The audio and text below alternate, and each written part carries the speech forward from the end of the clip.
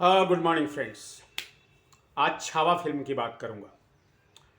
हालांकि इस फिल्म में जो हिंसा है मैंने उसको पसंद नहीं किया है और मैं इसके बारे में एक वीडियो कर भी चुका हूं।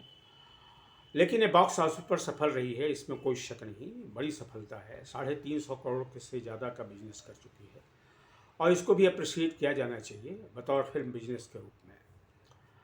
लेकिन मैं बात आज कर रहा हूँ इसको लेकर के, एक जो विवाद खड़ा हो गया है, जो कंट्रोवर्सी खड़ी हो गई है, एक मुकदमेबाजी की स्थिति आ गई है, उसकी बात कर रहा हूँ। अगर जो महाराष्ट्र की राजनीति के बारे में जानते हैं, कंटेम्प्ररी भी और उस ज़माने में जो संभाजी महाराज का था उस ज़माने की भी, तो वहाँ एक विवाद रहा है, एक फैमिली रही है वहाँ पर, गानोजी और कान्होजी सिरके की। और उस फैमिली को लेकर के कई तरह की बातें कही जाती हैं, जिसमें एक यह है कि उन्होंने मुग़लों के ख़िलाफ़ जो लड़ाई थी, ख़ास करके औरंगज़ेब के ख़िलाफ़ जो लड़ाई थी, उसमें औरंगज़ेब का साथ दिया था। ये आरोप है। अब कितनी सच्चाई है मैं नहीं जानता, मैं महाराष्ट्र की इतिहास से उतना वाकिफ़ नहीं हूँ। लेकिन यह सच है कि ये वहाँ प्रचलित धारणा है और शिवाजी सावंत का जो संभाजी महाराज पर उपन्यास है उसमें ये बात आई है। लेकिन अब जो विवाद खड़ा हुआ है ये है कि जो सिरके फैमिली है, यानी कि गानोजी कान्होजी सिरके की जो फैमिली है, उनके जो डिसेंडेंट्स हैं, उनके जो वंशज हैं, उन्होंने छावा फिल्म के जो निर्देशक हैं उन पर मुकदमा दायर करने की धमकी दी है, 100 करोड़ का नोटिस दिया है। और हालांकि इस फिल्म के जो निर्देशक हैं लक्ष्मण उतेकर, उन्होंने माफ़ी मांग ली है इस परिवार से जा कर के। पर जो लक्ष्मीकांत उतेकर हैं, जो इन्होंने अवमानना की नोटिस दी है, उनका ये कहना है, जो अखबारों में मैंने पढ़ा, कि वो उनका कहना है कि इसको फिल्म में बदला जाए, मतलब फिल्म के सीन में ये बात हटाई जाए, तब वो मानेंगे। अब क्या होता है मैं नहीं जानता, ये विवाद लेकिन बढ़ता जा रहा है। और जैसा कि मैंने पहले भी कहा और आप भी शायद जानते होंगे कि हर सिक्के के दो पहलू होते हैं। तो एक सिक्के का इसमें एक पहलू तो संभाजी महाराज की जो वीरता है, जो है स्वाभाविक है। लेकिन होता है ना कि कई बार जो एक स्थानीय राजनीति होती है उसमें कुछ लोग विरोध में भी चले जाते हैं, जिसको हम नायक मानते हैं उसके विरोध में भी जाते हैं। उसी तो जो मराठाओं का एक वर्ग जो सिरके फैमिली का रहा है, वो उन पर आरोप है। मैं फिर कहूँगा कि मैं नहीं जानता कि क्या सच्चाई है, लेकिन वो पिछले 300-400 साल से चली आ रही है बात कि इन लोगों ने संभाजी महाराज के साथ वफादारी नहीं निभाई। अब वो आ रही है।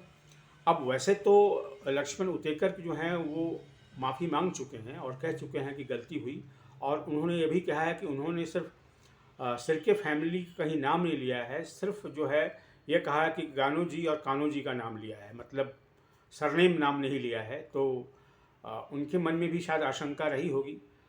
अब ये मामला क्यों पेचीदा है, ये बात अखबारों में नहीं आई है, वो मैं आपसे बता रहा हूँ। इसलिए है कि जो सिरके क्लैन है, या जो सिरके जो समुदाय है जो मराठाओं के बीच में, उसकी अच्छी खासी संख्या है महाराष्ट्र में। ये नहीं है कि कोई इंडिविजुअल है, उनके भी कई लाख लोग हैं उस समुदाय के। तो उस वजह से लक्ष्मण उतेकर को, या जो फिल्म के निर्माता वगैरह हैं, थोड़ा सा सहमे हुए हैं। और जब किसी विवाद के साथ कोई एक बड़ा समुदाय जुड़ जाता है तो जो विवाद होते हैं उस मल्टीप्लाई हो जाते हैं। और मुझे लगता है ऐसा, कि मेरी सोच और समझ है, कि ये जो सिरके क्लैन जो है, या जो सिरके समुदाय है, जो मराठी समुदाय का छोटा सा हिस्सा है, उसकी नाराज़गी से शायद लक्ष्मण उतेकर थोड़ा सा ज़्यादा समय है, इसलिए उन्होंने माफ़ी भी मांग ली है। अब आगे क्या होता है, उनके जो वंशज हैं, जो कान्होजी और गानोजी के जो वंशज हैं, वो क्या करते हैं, वो लक्ष्मण उतेकर की जो सफाई है उसको मान लेते हैं, या इस पर अड़े रहते हैं कि इसमें से वे सीन हटाए जाएं जिसमें इन दो चरित्रों के बारे में कहा गया है। मैं नहीं जानता क्या होगा। हो सकता है बीच का रास्ता अभी कोई निकल भी जाए और वे शांत भी हो जाएं।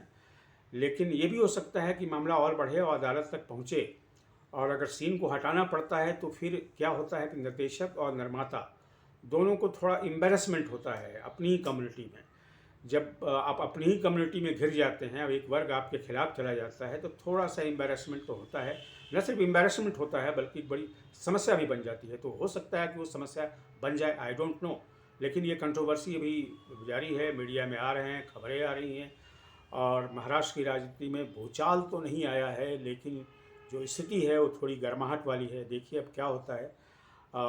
मैं फिर बता दूं कि मैं नहीं जानता कि इतिहास क्या है, और महाराष्ट्र की राजनीति या महाराष्ट्र का जो इतिहास है उससे उतना परिचित नहीं हूँ, मोटा मोटी परिचित हूँ। अब तो इस पर इतिहासकार ही बताएंगे कि वास्तविकता में क्या था।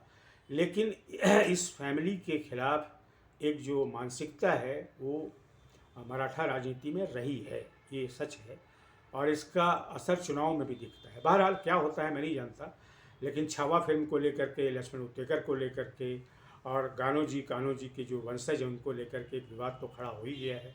अब क्या भविष्य होता है मैं नहीं जानता। दोस्तों, आज के वीडियो में इतना ही। आपसे निवेदन है कि मेरे इस यूट्यूब चैनल को सब्सक्राइब करें, लाइक करें, इस पर कमेंट करें। और हाँ, अगर आप सुन रहे हैं और जो सुनने वालों में महाराष्ट्र के भी लोग हैं या महाराष्ट्र की राजनीति से भी वाकिफ़ लोग हैं, तो थोड़ा सा कमेंट बॉक्स में जा कर के मेरा भी ज्ञानवर्धन करें, तो मैं आपसे जो है सो आपका अनुग्रहित रहूँगा। Thank you very much.